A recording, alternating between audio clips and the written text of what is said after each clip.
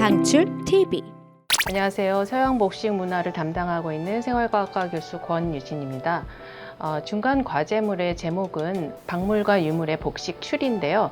여러분께서 고고학자 혹은 복식 사학자가 됐다고 생각하시고 어떤 유물을 발굴했을 때 과연 그 복식 혹은 그 유물에서 묘사되는 복식이 어떤 특징 때문에 어느 시대의 어떤 품목인지를 알아내는 그런 과제물을 하시게 됩니다. 자, 우리 과제물에서는 실제 유물을 갖고 할 수는 없기 때문에요. 온라인 그 박물관에 전시되어 있는 유물 사진을 갖고 하시게 됩니다. 그래서 여러분께서는 제가 지정해드린 루브르 박물관의 온라인 캐탈로그를 해서 유물을 선택하시게 됩니다. 자, 화면을 통해서 함께 우리 웹사이트를 보겠습니다. 학교에 공지된 웹 주소를 복사해서 이렇게 웹 브라우저의 윗부분에 붙여넣기를 해서 띄우면은 지금 보시는 루브르 박물관 사이트가 뜨게 됩니다. 자, 그 중에서도 루브르 박물관에서 제공하는 여러 컨텐츠 중에서 지금 보시면은 여기에 영어로 써 있긴 하지만요. Department of Greek, Etruscan, Roman Antiquity. 그래서 그리스와 에트루리아, 그 다음에 로마 유적을 모아놓은 그런 그 분과의 페이지로 들어오셨습니다.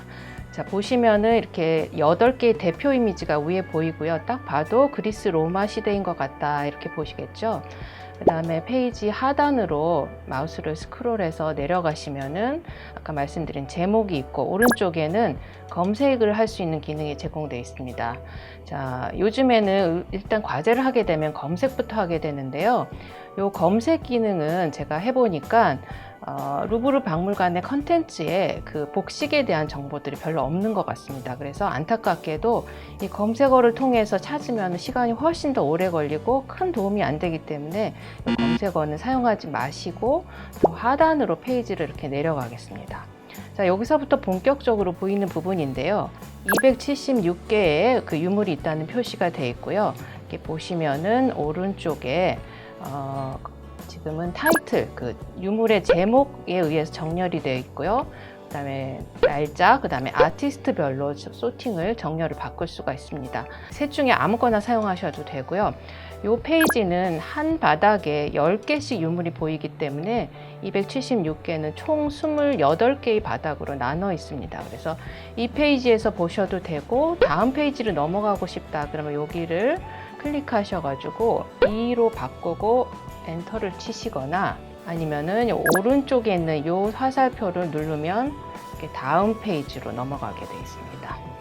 자, 다음 바닥으로 넘어가게 되면 우선 대표 이미지가 다시 뜹니다. 그래서 하단으로 내려가시고 자, 여기서 보시면은 10개의 작은 썸네일 스케치 이미지로 10개 유물이 다시 보이게 됩니다. 여기 사용법을 알려드리겠습니다. 이 밑에 있는 10개의 유물들을 하나씩 찍어서 보면 아무래도 웹사이트가 로딩되는 속도에 따라서 시간이 더 걸릴 수 있어서요. 여기서 이 화살표를 통해서 하나씩 넘기면은 빨리빨리 확인을 할 수가 있습니다. 여러분께서 과제를 하실 때는 이렇게 옷을 입고 있지 않는 조각상이나 그릇이나 이런 것들은 큰 도움이 안 되겠죠. 4/10이라는 것은요, 10개 중에 4번째 유물이라는 뜻입니다. 그리고 이쪽에서도 보시면 3을 찍으면은 10개 중에 3번째 유물. 이런 식으로 찾아가실 수가 있습니다. 자, 아무래도 옷이 잘 보이는 유물을 만났으니까 관심을 가지시겠죠? 이때 더 크게 보려면 풀 스크린을 클릭하시면 이렇게 사진이 크게 잘 보입니다. 자, 이미지를 저장을 해 놓는 게 아무래도 과제할 때 편하시겠죠? 그래서 이 이미지 위에서 오른쪽 마우스를 클릭하시면은 오른쪽 클릭해서 다른 이름으로 사진 저장 이렇게 해서 창이 뜨면 내가 원하는 폴더에다가 저장을 하셔가지고 과제하실 때 천천히 보시면 좋을 것 같습니다. 이 바깥에 아무데나 찍으면은 요 큰 스크린은 사라지게 됩니다. 이런 식으로 보시고요. 그 다음에 좀 더 상세 정보를 볼 때는 이 아래에 있는 곳에 가서 이렇게 찍으면은 각 유물별 상세 정보 페이지가 뜹니다. 페이지가 뜨고 있죠. 자, 페이지 위에 우선 상단에 그 유물의 제목이 떠 있습니다. 아프로디테, 이게 그리스 신화에 나오죠. 그래서 이 제목만 봐도 벌써 시대를 알 수가 있고요. 그 다음에 친절하게도 요 둘째 줄에 보시면은 클래시컬 그릭 아트라고 써 있고 또 시기가 기원전 5세기에서 4세기라고 표시되어 있습니다. 그래서 여러분께서 교재에 그리스와 그다음에 에트루리아, 로마의 각 시대를 제가 설명을 드렸습니다. 물론 발칸 반도 남쪽에 있는 그리스랑 그다음에 이탈리아 반도에 있는 로마나 에트루리아가 겹치는 시기가 있지만 여기에 있는 이런 단서들 갖고도 시대를 정확히 충분히 보실 수가 있고요. 그 다음에 상세 페이지로 가시게 되면 이렇게 세부 클로즈업 이미지나 뒷모습을 보여주는 그런 사진들이 나올 수가 있습니다. 그래서 골고루 확인을 하시고 이 페이지 하단에 있는 마른 텍스트들은 사실 우리 과제와는 많은 관련성이 없어서 거의 안 읽으셔도 되고요. 혹시 또 호기심이 있어서 이 내용을 알고 싶으신 분들은 이 텍스트를 가볍게 복사해서 시중에 제공되는 네이버 파파고나 구글 번역기에서 번역을 해보시면은 100% 정확하진 않아도 어느 정도 이 유물에 대한 정보를 확인하실 수가 있습니다.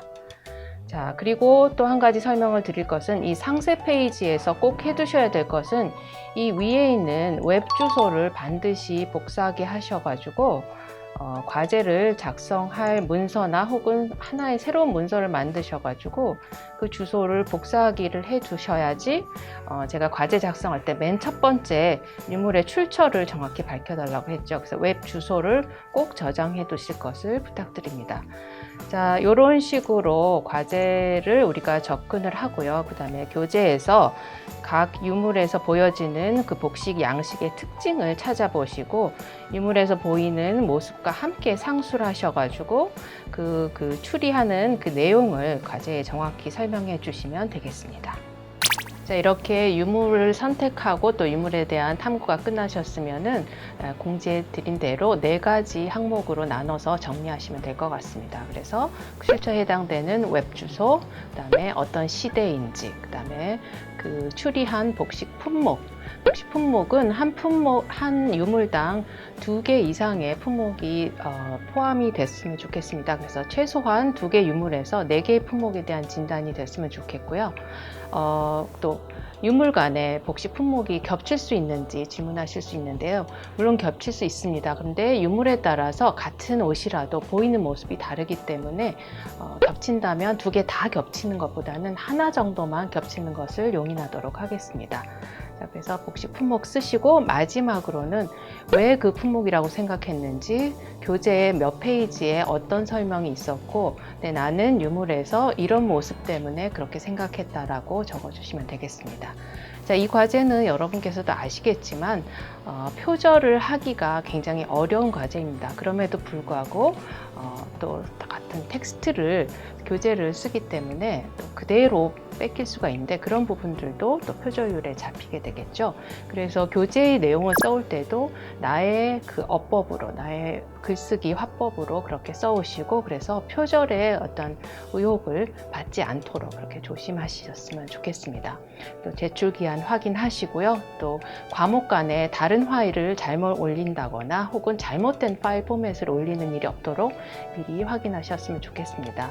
한글 파일이나 워드 파일을 올리시면 가장 무난하겠고요. 그 다음에 꼭 제가 하나 유의사항 드릴 것은 PPT 파일은 저희 시스템에 올라가지 않습니다. 그래서 한글이나 워드로 작성하는 것이 나을 것 같고 PPT로 작성하신 분들은 그것을 PDF로 전환해서 올렸으면 좋겠습니다.